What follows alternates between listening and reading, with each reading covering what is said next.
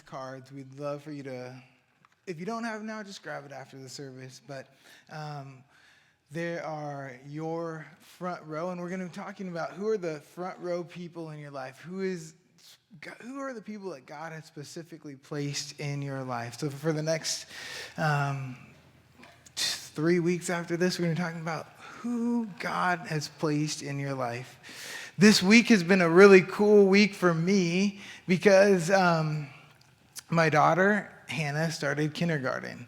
And it's really cool for two reasons. One, she's out of the house. It's really nice to not have a 5-year-old always at my house. And two, it's been cool to just reflect on my kindergarten experience, what it was like to be a kindergarten. I get to see the world through her eyes. There were some great things about kindergarten. There were some weird things about kindergarten. I still remember in kindergarten, I have a phobia to this day, and my kids are really into this, into Play-Doh. I have a phobia of Play-Doh to this day because there's this one kid, I can still see that little jerk's face. He would always eat the Play-Doh, and every time I see Play-Doh, I think about this kid that always ate Play-Doh, and it's haunted me for 30 years, just this little dude. But I think about the seating placements that you get in when you're in kindergarten or in elementary school and high school. You get placed in a spot. Hannah is number 4 in her class. She's in chair number 4, and that's her specific spot. And you always wanted to be in the coolest, the best spot. You wanted to be sitting next to the cool kid. And it was bad, especially if you were sitting next to maybe the uncool kid or maybe the kid that kind of stank a little bit, the stinky kid. And it makes me think, I don't know if you have ever been positionally challenged where you're sitting next to the stinky person. I remember I traveled to Spain in college and got to study abroad there, and there was this girl that I was like perplexed by the smell. She was so stinky. And I thought, like, dude, I know you are in a foreign country, but please take a bath. Like, she just stank. And at one point I just thought, is she just like passing gas constantly? I just had no idea what was going on with this girl. And then one day I realized something. I'm sitting next to the smelly kid in class, and I'm in college, and this is weird. And then I realized something. I realized that I was a smelly kid. I realized I only brought one pair of shoes to Europe, and I was walking all over the place. I was sweating a lot. It was hot. It was summer. And my shoes stank horribly. I pulled my shoes to my nose, and I was like, oh no. I was casting judgment upon her, but I was the stinky one. I was the one. I was a smelly kid in class. She was probably giving me the evil eye. And in my culture, my Armenian culture, there's even like this thing called the evil eye. I'm going to probably butcher it. It's called the Gabut Akt. I was asking my Armenian friends last week, what is this thing? If you see an Armenian person, they might be carrying a little blue necklace or have a little eye on a wristband. That's like this sign that they are giving you the evil eye, the stink eye. They're giving you the evil eye. It's a cultural thing where they are passing judgment on other people. And I just want to say this. In our Christian circles, we can be so good at judging the outside world, but in our faith, we were never intended to judge those outside of faith. We were called to discipline, lovingly bring in, lovingly rebuke those that call themselves Christians. But as believers, we're never called to judge the outside world because those people do not have a faith in Jesus. We're called to be people that judge those that are inside in love. And I think that many people are drawn away from Christianity because we can be so judgmental towards those that are outside. And to me, I'm just like, of course the people inside are living like hell. That makes absolute sense to me. They don't have the saving love of Jesus inside them. They don't have the presiding presence of the Holy Spirit living inside them. So what do we do? What do we do as people that know Jesus? How are we supposed to interact with people that don't know Jesus? That's what we're on this quest of answering today. How do we love the smelly kids? How do we do it? Jesus said when he came to this earth, I've come to do one thing and one thing only. This is what is major. This is what he said. I am all about this one thing. And I think as a church, we need to be, this is the direction that we need to be as a church. We need to be about one thing. Jesus said, I'm about one thing. I've come to this earth for one reason, to seek and save the lost. I've come to seek and save the smelly kids. I've come to seek and save the people that are murderers, that are horrible, that are abusive, that are wrong, that are just maybe alone and lonely. I've come to seek and save those that would not say, I have a saving relationship with Jesus. And as a church, I want to be all about seeking and saving the lost. I've never personally bet at a dog racing place. I don't even know what it's called, but here's a picture of it. The dogs line up and chase after target, and it looks like a bunny or this blue thing. They chase after this, and if the thing that they're chasing malfunctions, the dogs will never finish the race. If they don't know what they're chasing after, they will not finish the race that they're going towards. And they'll often just stop right where they're at. And I think it's the same with us. What are we running towards? What are we running after? As a church, I want us to be a bunch of people that say, we are seeking and saving the lost. Of course, we don't do the saving. Jesus does the saving. We bring these people into the presence of the Savior who can save them. It's our job and it's our track. And I don't want us to be people that are caught off track. I want us to be people on a mission for this. And so last week we talked about this again, that you guys have 8 to 15 people that are in your front row of life. That you have 8 to 15 people that God has positioned specifically for you. Whether you're more introverted, you might have 8 people. If you're more extroverted, you might have 15 or more. But you have people that are in the front row of your life that give you feedback and that you can give feedback to as well. That God has put strategically right there. And again, we don't need as a church more programs. We just need to invest in the people that are already there. You don't have to do anything extra in your life. You just need to be praying for those people that God has specifically put directly in front of you. And again, last week we said this, that 95% of Christian conversions are generated through a personal relationship, one that is shared between a believer and someone close to them. Yes, some people come to faith because of a gospel tract. Yes, some people come to faith because they watch something on TV, but most people come to faith because they had a good friend that lived out their life genuinely and shared the gospel with them. And so again, this whole year, I want us to be unrelenting about this. That this year, if we're going to be about one thing, this is what we're going to be about. Seeking and saving the lost. That's what Jesus was about. That's what we want to be about. We want to be about people knowing the love of Jesus. We want to be about inviting people into spiritual settings, into our homes, into our lives, so that they can know the transformative love of Jesus. And again, a front row is a household, friend group, or family that's right there placed in front of you. It could be your own children. I have two kids that I'm praying for. They would know Jesus' love. I pray for them every morning. Like Luke and Hannah, I want, God, would you just protect them and help them to know your love? So what do we do? Again, there's 5 things, and you guys can write this down, that I'm going to ask you guys to please consider doing. List. Make a list. So identify those 8 to 15 people. Make a list of those 8 to 15 people. And then once you have made that list, pray for those people every single day. Pray for them every single day. I know this, that God doesn't answer 100% of the prayers that we don't pray.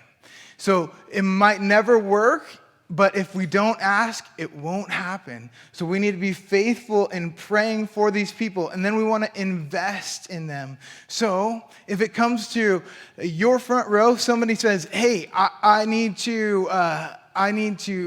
help with someone. Will you pray for me? And it comes to going to church on a Sunday or spending time with that person in your front row.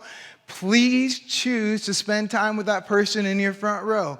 Please invest in these people. Do everything you can to invest in those people that are in your front row. And then invite those people. Invite them into spiritual settings. Invite them for a meal at your house. Invite them into church. Hopefully that if you are praying, if you are listing them, if you're investing in them, they're probably going to feel really comfortable coming into the doors of this church. You know what's really scary? Walking into a new place like this. But if you have a friend that walks in with you, it feels very comfortable. If you have somebody that's walking alongside of you, it's comfortable coming into a new spiritual spot. And then, this is, oh man, I'm dreaming of this day. The last one is share. I don't want to lead anybody to Jesus, and that sounds weird. I want you guys to lead your friends to Jesus. I want you guys to have the ability and the confidence that you've listed them out. You've prayed for them. You invested in them. You've invited them. And then if that spiritual moment comes when they say, okay, I get it. How do I place my faith in Jesus? You're able to share your hurts. You're able to share the ways you've messed up. You're able to share the ways that you've succeeded. And you're able to share your own personal testimony about how you've known to come to know Jesus. And you're able to share your faith with these people. I don't know who they are.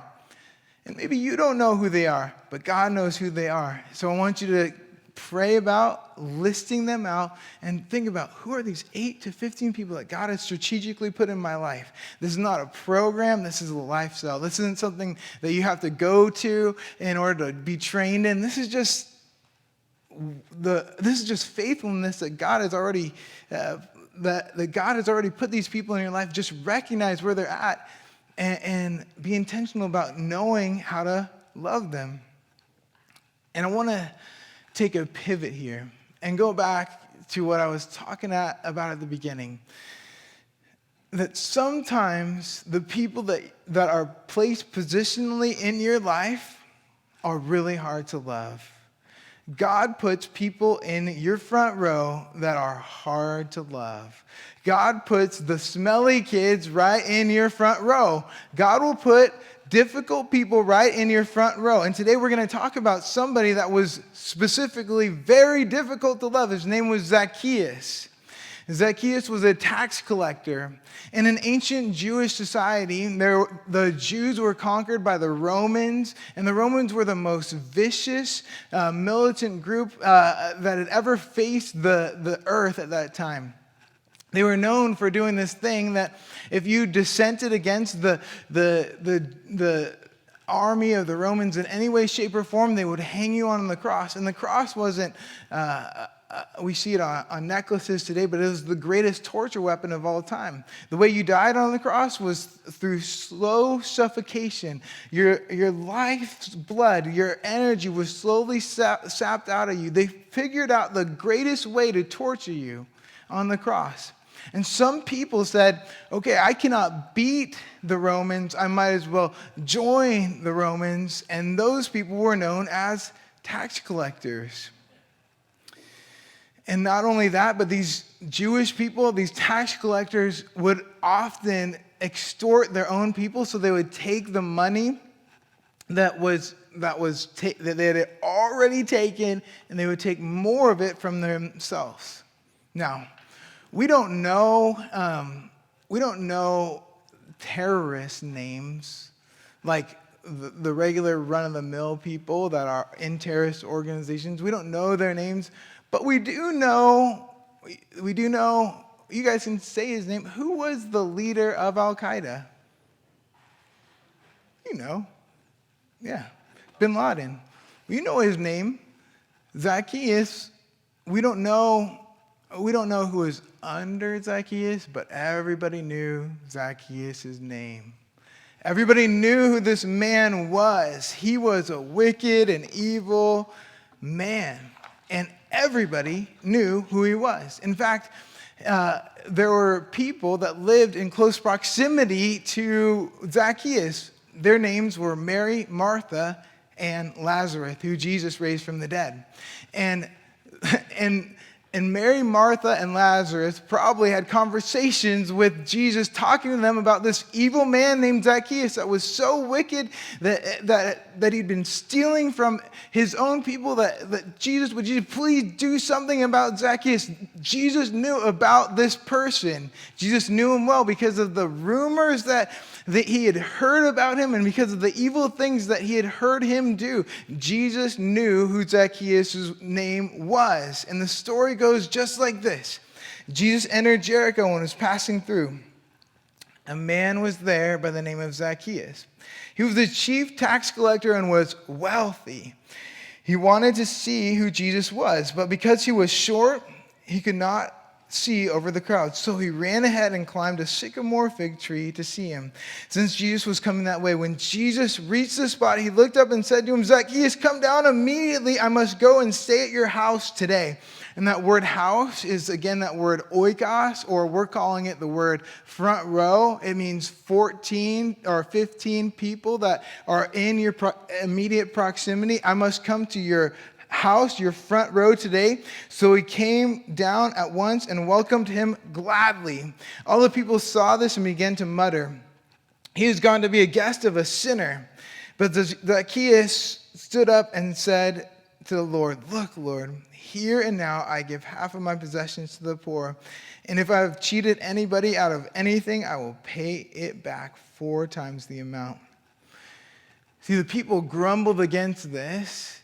And I have this saying that I live by: thou shalt offend Pharisees. I want to be offensive to the religious people. I want to be in your face. I want to be a person that eats with people that have no relationship with Jesus. I want to be a person that is in close proximity with those that are far away. Why? Because the Son of Man came to seek and save the lost. Jesus says this, verse 9, "Today salvation has come to this house," this front row. Salvation. Because of one man's faith, salvation came to an entire family of people. Because this man too is a son of Abraham. And then it says this verse, "For the Son of Man came to seek and save the lost." See, Jesus didn't just want to save Zacchaeus. He wanted to save his whole household, and he does. Salvation comes to everyone. And you guys can write this down. It's not my job to judge the people that are in my front row. It's not my job to judge the people that are in my front row. See, it's difficult for us to see a person's true potential. It's hard for me to see a person's true potential. But Jesus could do it. Jesus saw that there was a man named Zacchaeus that was wicked, that stole from his people, that joined with the Romans, but there was something in him that was beautiful, that could be revealed, that could be unearthed. Billy Graham once said this: "It's the Holy Spirit's job to convict, God's job to judge, and it's my job to love." And that's our job, guys. It's not our job to convict. It's not our job to judge. It's our job to simply love people. And sometimes I have a really difficult time doing that. And one of the prayers that I often say is, Jesus, help me to see as you see so that I can do as you do, because I cannot see clearly. See, I would have a hard time loving Zacchaeus, but he was placed positionally right in front of Jesus. And who are the people that are placed positionally right in front of you? I think this story is so ironic in so many ways, because Zacchaeus is trying to see Jesus. And his name meant, Zacchaeus, the word Zacchaeus means pure and innocent. And he has two problems. He's not pure, he's not innocent, and he can't see Jesus. What does he do? He climbs a tree in order to see Jesus. Have you ever met somebody that's that desperate to see Jesus? Have you ever met someone with that much desperation? They might have done horrible things, but Zacchaeus has done horrible things, but he's desperate to see Jesus. What would our response be if somebody that had done horrible things was desperate for Jesus? Would we be like the crowds and say, he's a sinner? Or would we say, this man can be saved? There's redemption in his life. There can be redemption for him. And I want to tell you this, and you guys can write this down. You might be the only person standing in the gap for the people in your front row. You might be the only one praying for them because they've done such atrociously bad things. You might be the only one that's willing to say, I'm going to stand up for this person. Because I think there's so many people that we just write off. We say they're beyond redemption. There's no good in them. There's no way that they can be saved. And what does it mean to stand in the gap? In a military term, in ancient warfare, if there was a gap in a wall, what would happen is a man or a warrior would stand in that gap to protect the city gates from being raided. And what if we were willing to say, I will stand in the gap of your life, friend, so that your life will not be invaded by darkness, by evil, by fear, so that you, friend, might know the love of Jesus, that you might find redemption, that you might find hope. Are the people that are so far away, are they worth fighting for? Yes, they are. The story of the cross is yes, they are. They are hurting people that need to find the loving salvation of Jesus. And I'll tell you this. Like I said last week, a lot of my prayers focus on one person, me. A lot of my prayers focus on one thing, what I can get.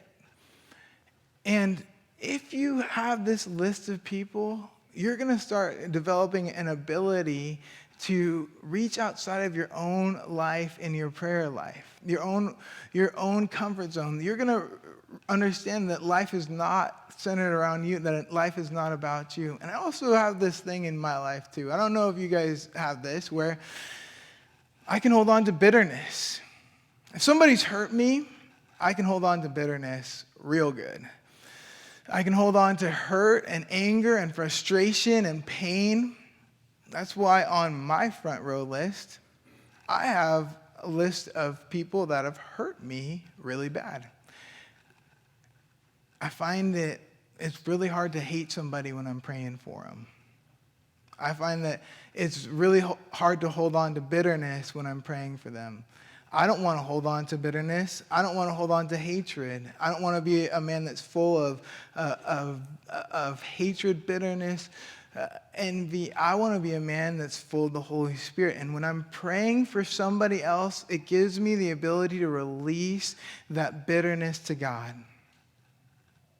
See, the crowds in this story, they see Jesus, and all they can see is Zacchaeus. And all they can see is the bitterness that they have held on to because of what he has done to them. They cannot see Jesus because they are full of bitterness. in our lives, are there things in our lives where we are just so full of bitterness that we cannot see Jesus? They cannot see the living Son of God that's directly in front of them because of bitterness that's in their hearts. How can we release bitterness from our hearts? We pray for those that have hurt us. We bless those who have persecuted us. We live into the calling that God has called us towards to seek and save the lost. I love the fact that Zacchaeus is called by Jesus off of a tree. And he's called by name. Do you know that God knows your name? And do you know that the person that's hurt you the worst in this life, the person that's maligned you the most, the person that's done the most evil thing in this world, that's what this story is telling. Jesus knows their name too. And Jesus cares about them too. I love the story in Revelation. Jesus says that here I am, I stand at the door and knock. And if anybody would open the door, I would come in and dine with them. There's actually this picture that I wanted to show you guys here of Jesus standing at the door. And what's interesting about this picture is there's no door handle on the outside. Have you ever noticed that? Maybe you've seen this picture before. There's no door handle on the outside. Why? Because Jesus isn't going to force himself into the room. The only way Jesus is going to come in and dine with somebody is if that person on the other side of the door allows Jesus to come in and dine with them. But can I tell you something, though, that might bum you out? The crowds wanted Zacchaeus to change. The crowds wanted Zacchaeus to change, and the crowds wanted him to change without knowing Jesus. And sometimes, like I said, we want people to change without knowing Jesus too. We judge people on the outside and we say, you better change, sucker. You need to change. The one that can change people's life is Jesus. He has to come in to change people's life. We say, you better change. You better change your attitude. But Jesus says, come and dine with me and I will change your attitude. Once I come into your heart, I will change your attitude. Maybe you've had a bad leader, an abusive parent, an evil teacher, and you say, I want you to change. But God says, I want you to pray for those people because as one theologian once said, every single person has a hole inside of their heart, a God-shaped hole inside of their heart. That if Jesus does not come and fill that hole, their lives will be a mess. That their lives will be unfulfilled and vacant of the peace and love of Jesus. Hurting people hurt people. And hurting people need love. And only God can mend the wounded heart of a person. That's why we've got to be about this, guys. We've got to be about writing down those names, stick it on your fridge, and say, I'm going to commit this year until I die, or that person dies. I am not going to stop praying for them. I'm not going to stop inviting them. I'm not going to stop sharing with them. I am going to do everything I can to help Jesus have a transformative relationship with them so that they can be changed and that this world might be a little bit better because of what Jesus has done in their life. And look, you never know, you guys can write this down, you never know what will happen when you list, pray, invest, invite, and share with the people in your front row. You never know. I think it's crazy. The story of Zacchaeus is so crazy. Zacchaeus says, look, Lord, here and now, I give half of my possessions to the poor, and if I have cheated anybody, and you guys pay attention to that word, anybody, because he's basically cheated everybody. If he's cheated anybody out of anything, I will pay it back 4 times the amount. Zacchaeus in that moment went from the richest man to being very poor, and he gave most likely all his wealth away. Why? Because he met Jesus. You never know what will happen if you share your faith with somebody and they get to experience the love of Jesus. That can transform somebody's life. There's a man in 1967 named Johnny Cash. Oh man, I love Johnny Cash. I love him because my grandpa Harry loved him. And he's just the coolest guy in the world. And Johnny Cash, in 1967 was addicted to drugs. He was abusive. He was out of control. And in 1967, he went into a dark cave to end his life. You might not have ever heard this story. Cash recalls, as he lay in the darkness waiting for death, he discovered a profound truth about God. I thought I'd left him, but he hadn't left me.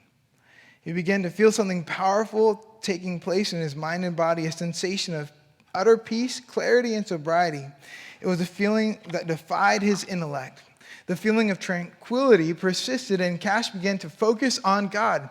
There in Nickajack Cave, I became conscious of a very clear, simple idea. I was not in charge of my destiny. As he's about to end his life, I am not in charge of my destiny. I was not in charge of my own death. I was going to die at God's time, not mine. I hadn't prayed over my decision to seek death in the cave, but that hadn't stopped God from intervening. Feeling the stirring of new hope, Cash found himself in a predicament.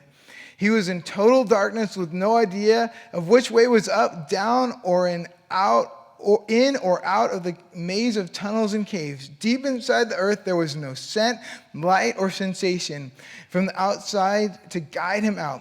How can I escape from death, he recalled.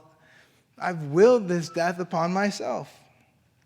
His answer came in an intuitive urging to simply begin moving. So he recalled, I started crawling in whatever direction suggested itself, feeling ahead with my hands to guard against plunging over some precipice, just moving slowly and calmly and crab-like. Eventually, Cash felt a gentle, soft breeze and knew that the direction the breeze was flowing from would lead to a way out. Slowly, methodically, he followed the breeze until he began to see light and finally the opening of the cave.